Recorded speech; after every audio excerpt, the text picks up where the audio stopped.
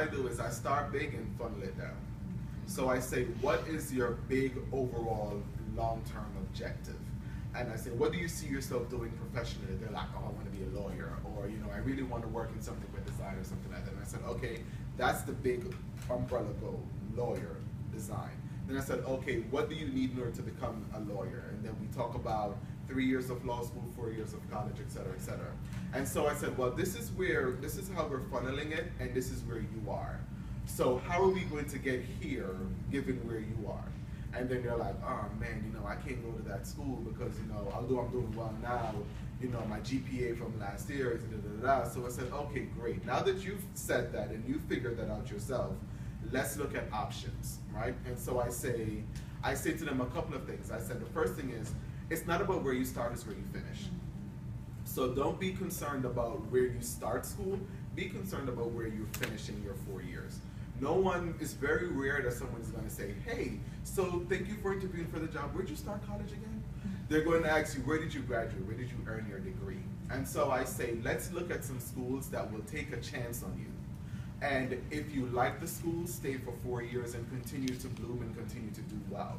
If you don't like the school, then let's look at transferring a year later or a couple semesters later where they're not going to take your high school record into account. They're only going to look at your college work that you've done.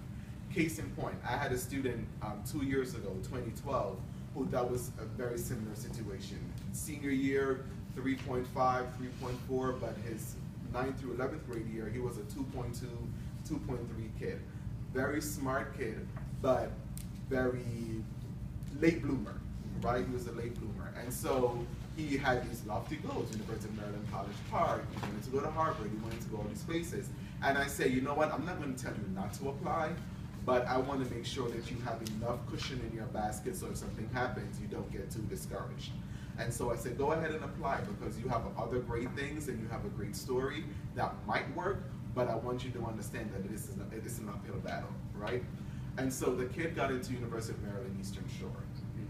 And so he called me immediately and he said, Mr. Mitchell, I'm not going to stay here. I'm going to transfer to College Park. So I'm going to get a 4.0 for the remainder of my time here, and then I'm going to transfer over to College Park. Fast forward, May. So I have a 4.0. I'm transferring to College Park.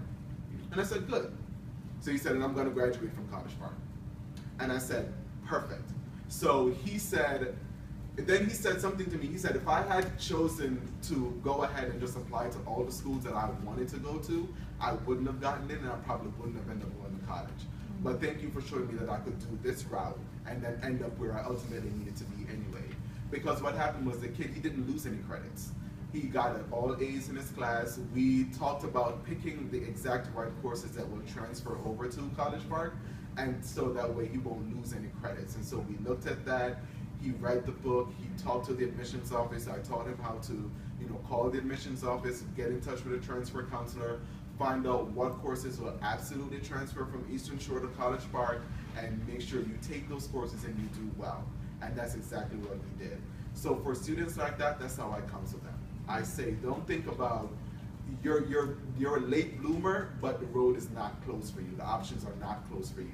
So let's look at how we can go ahead and accomplish this goal in a non-traditional way and still meet the objective of your big term goal.